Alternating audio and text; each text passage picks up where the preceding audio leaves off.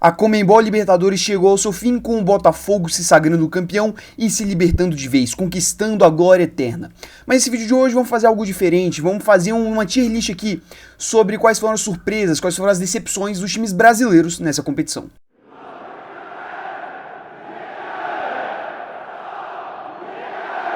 Então bem, meus queridos, aqui nós estamos na nossa querida tela da tier list. Abaixo eu tenho aqui as 7 equipes brasileiras que disputaram a Conmebol Libertadores de 2024, né? Eu não vou ocultar o Bragantino porque ele acabou parando na fase de pré-Libertadores. Então nós temos aqui Atlético Mineiro, Flamengo, Grêmio, São Paulo, Palmeiras, Fluminense e o campeão Botafogo. E também nós temos as nossas queridas categorias aqui ao meu lado. Nós temos decepção, que foi, bem, a maior decepção. Foram os times que mais me decepcionaram nessa Conmebol Libertadores. Eu esperava muito deles, eles entregaram quase nada. Abaixo do esperado, são aqueles times que acabaram rendendo um pouquinho menos daquilo que eu esperava, porém, não estão num estágio tão ruim quanto os da decepção.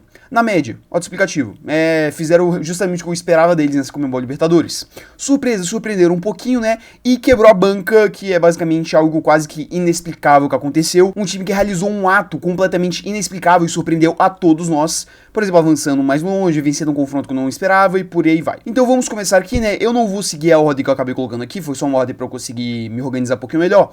Vamos começar... Eu vou dizer pelo ex-campeão, né? Pelo campeão de 2023, o Fluminense. Bem, gente, eu vou deixar o Fluminense aqui, acho que sem mais delongas, na nossa querida decepção, tá? Gente, o Fluminense, ele era o atual campeão da Conmebol Libertadores, né? Eu tenho também aqui os grupos abertos uma segunda tela aqui, eu vou dizer pra vocês. O Fluminense esteve na fase de grupos Colo-Colo, Cerro Porteño e Alianza Lima, um grupo extremamente fácil, e posteriormente, né, acabou enfrentando o Grêmio nas oitavas de final e posteriormente o Atlético Mineiro nas quartas, quando ele foi eliminado. Gente, o que eu tenho para dizer da nossa querida campanha do Tricolor? Para mim é uma decepção gigantesca. O Fluminense, embora ele tenha feito 14 pontos na fase de grupos, ele passou meio que aos trancos e barrancos, sofrendo contra essas equipes que estão no nível baixíssimo, gente. Colo-Colo, Cerro Porteño e Alianza Lima estavam todos podendo se classificar na última rodada. E isso aqui não é um mérito deles, é porque eles fizeram 6, 6 e 4 pontos respectivamente. Era uma fase de grupos extremamente fácil e, embora os 14 pontos, o Fluminense ele sofreu muito, ele apanhou muito para passar em primeiro e conseguir vencer algum desses jogos. Posteriormente, teve que ir para os pênaltis contra esse Grêmio, que eu vou analisar daqui a pouquinho, mas não é um elenco lá dos melhores. E depois, acabou sofrendo uma virada, né, por conta do predestinado Davidson na Arena MRV. Embora a queda do Fluminense não seja muito decepcionante, eu acho que o que mais me bate, o que mais martela pra eu botar o time nessa categoria da decepção é justamente o desempenho em campo. O Fluminense, cara, ele jogou muito mal essa Libertadores. A fase de grupos com o Diniz foi tenebrosa, refletindo muito a temporada realmente da equipe, e posteriormente com o Mano Menezes foi muito aos trancos e barrancos e acabou sendo eliminado por uma equipe que merecia muito mais, que jogou muito mais futebol. Não só na Conmebol Libertadores, mas na temporada no geral. A temporada do Fluminense é muito frustrante, é muito decepcionante, e eu acho que a Libertadores não escapou dessa reta. Por isso eu coloco o Flusão aqui na nossa categoria da decepção. Partindo agora para o Grêmio, cara, que eu acabei de falar. Eu vou colocar o Grêmio na média. Por que disso? O Grêmio acabou sendo eliminado nas oitavas de final para o Fluminense. O Grêmio, ele passou assim, raspando num grupo que tinha The Strongest, Huachipato e Estudiantes, sofrendo para se classificar nesse grupo fraquíssimo. Eu entendo tudo isso. E a campanha do Grêmio é um tanto quanto decepcionante também para o seu torcedor, que esperava um pouquinho mais. Porém, a gente não pode deixar de levar em consideração o elenco fraquíssimo que o Grêmio tem. Ano passado, o Grêmio ele se classificou para a Conmebol Libertadores porque tinha um gênio, porque tinha um jogador geracional no seu ataque, que era Luizito Soares. Luizito Soares carregou o Grêmio jogo sim, jogo também naquele campeonato brasileiro. Carregou uma das piores defesas do campeonato a um vice-campeonato. E quando o Soares ele acabou saindo do Grêmio, gente, ficou meio que escancarado o quão ruim era esse elenco. E não tivemos grandes reforços. Tivemos um Diego Costa em final de carreira horrível, sendo contratado com a desculpa de vai ser o próximo Soares aqui nosso. Tivemos um Soteldo que veio do Santos, mas não conseguiu chegar nem perto do grande Soteldo que a gente teve na carreira dele no geral. Não jogou tanta bola. E sem falar do trabalho do Renato, que também foi fraquíssimo. E levando tudo isso em consideração, eu acho que o Grêmio ele cair para o Fluminense, mesmo esse Fluminense capenga que eu botei na categoria da decepção, eu acho que é algo válido. Eu acho que o Grêmio ele realmente bateu no seu limite. Caiu nas oitavas de final, nas cobranças de pênalti. Então, sendo bem sincero, eu acho que estava na média do que eu esperava pro Grêmio para essa temporada. O ano passado tinha um jogador fora de série que o carregou. E hoje, nesse ano de 2024, quando não teve, acaba sofrendo, mas acaba ficando na média, na minha opinião. Partindo agora para o tricolor paulista. Vamos para o São Paulo. E, gente, pô, sendo bem sincero, eu acho que o São Paulo ele é meio complicado aqui para eu analisar. Eu acho que eu vou colocar o São Paulo na média. Na média, com o potencial de subida que é pra surpresa, né? Eu ainda vou analisar todos os outros times que eu vou colocar. Talvez o São Paulo suba. Mas eu vou colocar o São Paulo na média porque, gente, a Libertadores do São Paulo, ela é algo meio que o esperado por mim para o tricolor paulista. Deixa eu só pegar aqui o nosso querido fase de grupos do São Paulo. Tinha Talleres no seu grupo, juntamente com o Barcelona de Guayaquil e Cobressal. O São Paulo, ele liderou o grupo com certa tranquilidade, né? Não sofreu em nenhum certo momento para classificar. Tudo bem, você teve aquela troca de técnico, né? Que o Zubeldia ele veio meio que para salvar a temporada do São Paulo e também a Libertadores do tricolor paulista. Porém, fora isso, não teve lá muita dificuldade para avançar em primeiro. E posteriormente, o São Paulo enfrenta nas oitavas de final o Nacional do Uruguai e passa com uma extrema tranquilidade. E posteriormente, é eliminado nos pênaltis para o Botafogo.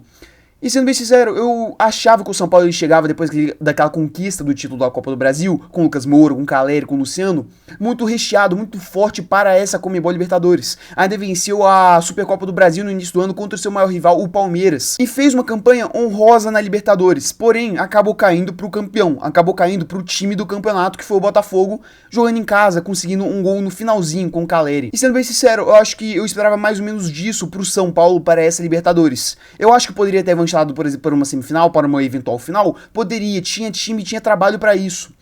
Porém, acabou parando, né, diante de um adversário que é muito melhor que ele, que tem um elenco muito melhor que ele, um trabalho muito melhor que o dele, e assim foi eliminado mesmo jogando em casa, com todo o fator a seu favor, por exemplo. Eu acredito que essa Libertadores do São Paulo tá na média. O torcedor ele fica com aquele sentimento de frustração, porque se passasse do Botafogo, provavelmente chegaria numa final, por exemplo, teria essa grande chance, enfrentaria um Peñarol, que, meu Deus do céu, é horroroso. Então eu acho que o São Paulo ele tá mais ou menos nessa média realmente, eu deixo eles aqui na média, e ao decorrer do vídeo eu talvez suba pra surpresa, mas eu acho que essa campanha do São Paulo não é realmente uma surpresa, não tá mais na média do que eu esperava. E agora vamos para o Rio de Janeiro, e calma torcedor botafoguense que ainda não é a sua vez não. Vamos para o Flamengo, e gente, sendo bem sincero, eu tenho aqui uma pequena dúvida quanto ao que botar agora, sendo bem sincero. Eu acho que eu vou fazer a primeira modificação aqui do quadro. Eu vou acabar baixando o Grêmio para abaixo do esperado, né? Que depois daquela explicação que eu fiz, eu acabei deixando uma brecha, né? Porque o Grêmio, embora né, tivesse um elenco muito ruim, também acabou parando nos oitavos de final para um Fluminense que era muito fraco. E por que eu vou fazer isso? Porque senão eu vou ficar sem gente aqui na categoria abaixo do esperado. Porque pra mim, a Libertadores do Flamengo, cara, é uma decepção gigantesca.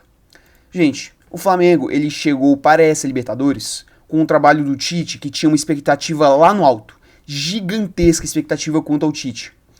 E o ano do Flamengo é muito ruim. O ano do Flamengo foi salvo aos 90 minutos mais acréscimos por conta do Felipe Luiz.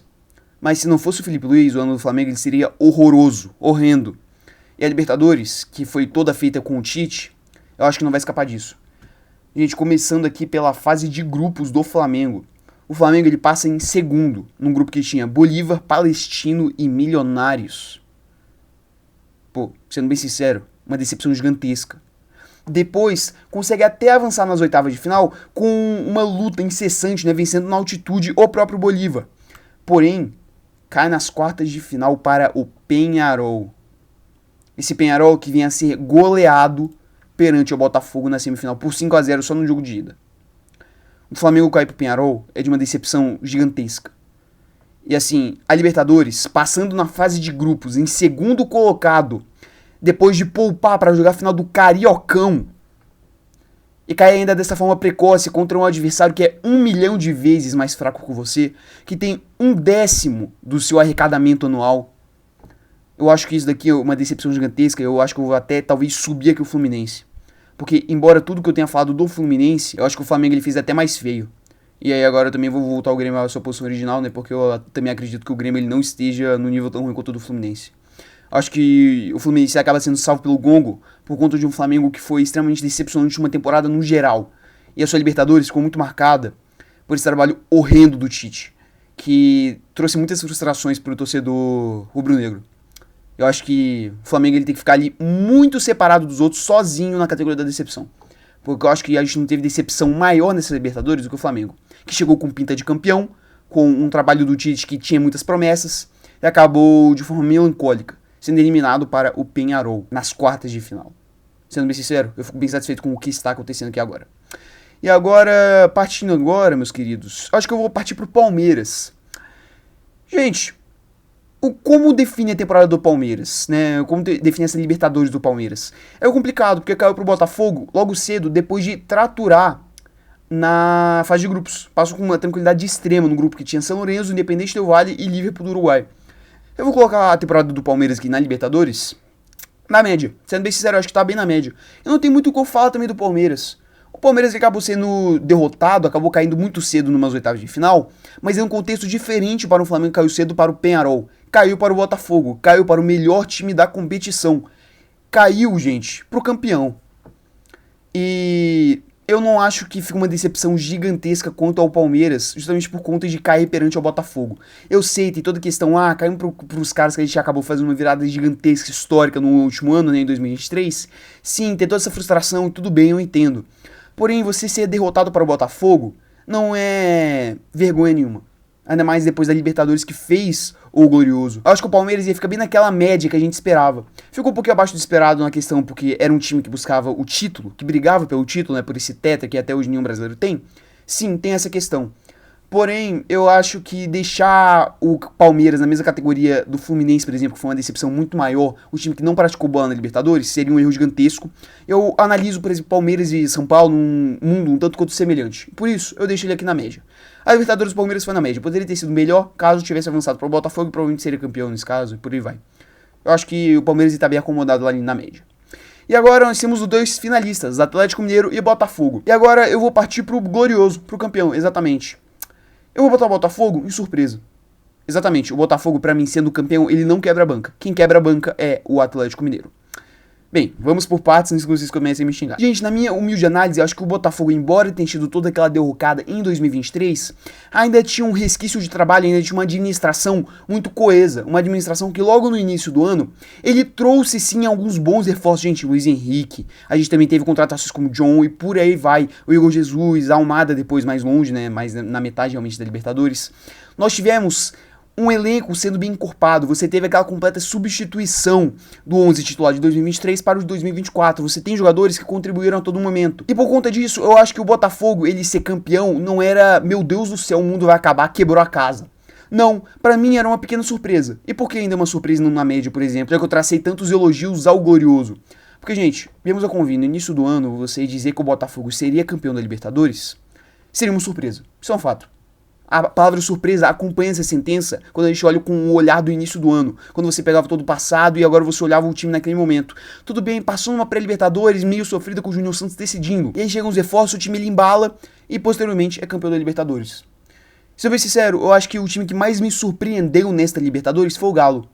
Gente, vamos ser bem sinceros, no início do ano, quem você colocava como candidato a título da Libertadores?